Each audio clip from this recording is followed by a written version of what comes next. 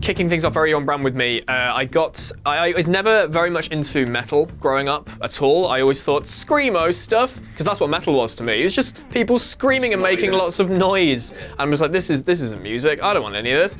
And then I started playing zombies in Call of Duty, and they were like, hey, we're gonna write our own music do some like metal-ish songs. Get what's his name?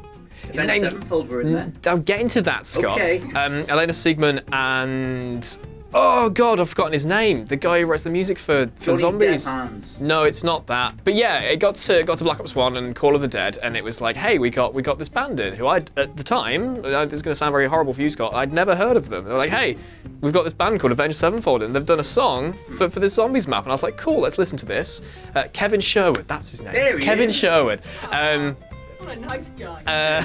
And yeah, they did a song called Not Ready to Die, which I listened to a lot, and I was like, this is really cool. So then I went and I thought, okay, maybe not all metal is screamo rubbish. So I picked up Nightmare, and I was like, this is really cool. So that sort of opened the door to metal for me. As long as it's more melodic and not screamo, I'm game to give it a go. And that's why Scott got me into Ghost. You're a huge Ghost now fan. I'm a huge Ghost fan. So yeah, I got sort of the door open to metal for me with playing Call of Duty Zombies. But the one that is really obscure for me there's a YouTuber called Dr. Face.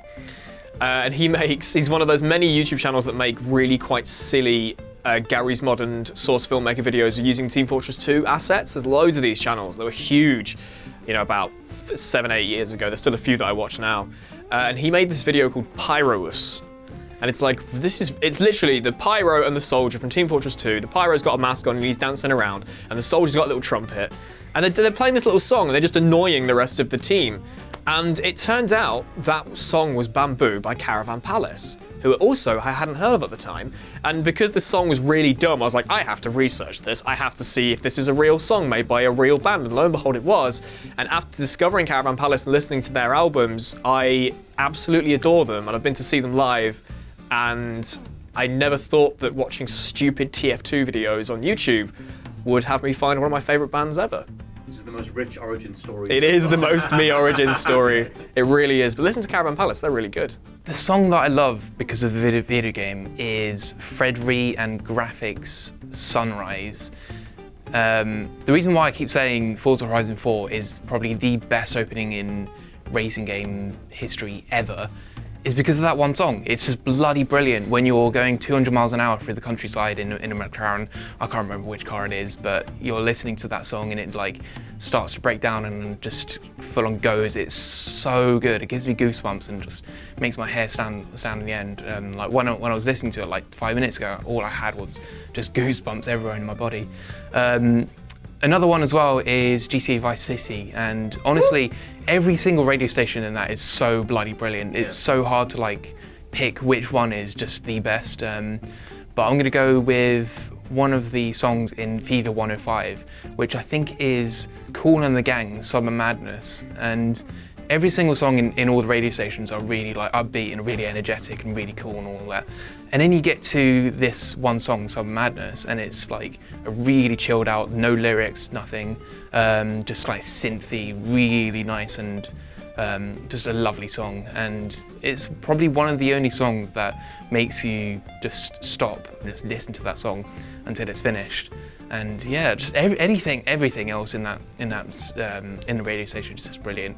But that one song really sticks out as one of the best. Crazy high notes. The one of the crazy high notes. All of them! I'm going to go with Grand Theft Auto. Now, Ozzy already mentioned Vice City, but the thing is, like, I only really got into, like, 80s music because of Vice City. I remember when that game came out, our whole year group was just obsessed with it, and me and my friend Steve, Big Steve, we got so into 80s music because of that, and we thought, oh my god, we're born in the wrong time. This stuff is absolutely immaculate. What the hell are we even doing? So, I'm not going to just name one song, even though if I had to, it'd probably just be Iran by Flock of Seagulls, but Africa's in there, and then there's also the V-Rock station, which was Iron Maiden and Anthrax, and there was just so much in that game across the board that that was back when Rockstar really curated a playlist. I think the bonus version of GTA 5, the re-release on PS4 and stuff, added a whole bunch more bangers in there, but the base version of GTA 5 and GTA 4 didn't have that character to them, whereas like Vice City and San Andreas are just bursting at the seams with absolute slayers. So like for me, it's all that stuff. It's all the cheesy stuff, all the Africa, all the Toto, all the Hall & Oates, all the stuff that's on Lips and Fever and all that, and all the San Andreas stuff as well, and having Axl Rose on the K-Dust radio station and a bit of Guns N' Roses, and Leonard Skinner and all that stuff. So it's pretty much all of GTA. But if I have to pick one song, I forget what I said. I probably said Africa. I can't remember. I've been talking for a while. I think it was Africa. Did Iran? Did I? Oh, Iran's better than Africa. Yeah, it's got to be that. If I'm also going to go with another game that, you know, had a big impact on me music-wise, it's Hotline Miami and it's synthwave music, because that's just my life now. And synthwave music is the best music on earth. It's just brilliant. So another song from that is Carpenter Brute's Roller Mobster, which is one of the heaviest things you could ever hear in life. Just, yeah, I've got him on. I forgot I was wearing him. And yeah, it's just full-on sonically invasive, the thickest, fattest beats you've ever heard in your life. And it's no, I can say it. It's fucking phenomenal, James Dowes. And yeah, I recommend Carpenter Brute all day long. And yeah, Roller Mobster. If you're going to just dive in and go, what the hell's the deal with this sort of music? Roller Mobster by Carpenter Brute, immaculate. Well, I don't want to say Grand Theft Auto like everybody else, but the thing is, Grand Theft Auto had the best songs, don't they? They really did. And I'm just going to quickly mention one of them, and that was San Andreas with the K Rose station. Yes. And they had Hank Williams' Hey Good Looking. And I used to love turning on the flying car cheat, driving up to Mount Chiliad, having Hey Good Looking blasting through and bopping to that. But like, it must suck for Hank Williams. Like, his legacy has been continued by Grand Theft Auto and A Kid in Walmart, like doing that Lovesick Blues and whatever. But anyway, that's... And now you, James Downs. And now me, so, you know, the big three. You brought him back. Yeah, I brought back Hank Williams. But my actual answer is Gran Turismo 3. And in that soundtrack was a song called Just a Day by Feeder. Such a shout. And I remember when I was younger, there was a, to unlock a car, you had to do like 300 laps around this one circle, I don't know what it's called, a ring track. A circuit, yes. A ring circuit. Yes. And a road, yeah. And then basically all we had, for some reason, because we loved that song in my house, and that's all we did for 300 laps, listen to Just a Day by Feeder. It's like, it's just on and on and on. And it's stuck in my head, and like, shout out to Feeder for Just a Day. But yeah, very cool soundtrack. Just a childhood for you, eh? Good. Good on. So yeah, Hank Williams and Feeder, the dream, those two bands, fellas, whoever. Yes. And also subscribe to WhatCulture Music for more. Is that what you want me to do? That's exactly what I wanted to do. Yeah, please subscribe. And there's also a playlist when I've made all the songs from this entry into a playlist. Yeah. Have a listen. You look traumatized. I feel like I've got a gun to me.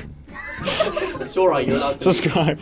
Thank you. Well, everyone else has said Grand Theft Auto, right? But I'm not gonna, it's not gonna put me off for saying Grand Theft Auto 5, because that has one of my favorite songs ever, and it is, of course, Glamorous by Fergie, because I always secretly loved this song, but I was always too ashamed to admit it. It was kind of a guilty pleasure, especially when you're growing up around a bunch of, hard lads who, will take the mick out of you for liking anything sung by a girl. I had to listen to it in secret until Grand Theft Auto 5 came around, and I could live my wildest dreams of being a thief and a robber while cruising along LA, or at least the fictional version of LA, to Fergie's Glamorous. So I'd go in, I'd rob a shop, I'd whack on that radio station, hope to God that Fergie was playing, and then just cruise down, riches in tow, like James Dowes said, climbing the mountains, whilst just being reaffirmed that I am the most glamorous son of a bitch around, and the most glamorous robber in the whole of the GTA universe. But I'd just like to read you some lyrics from Glamorous, because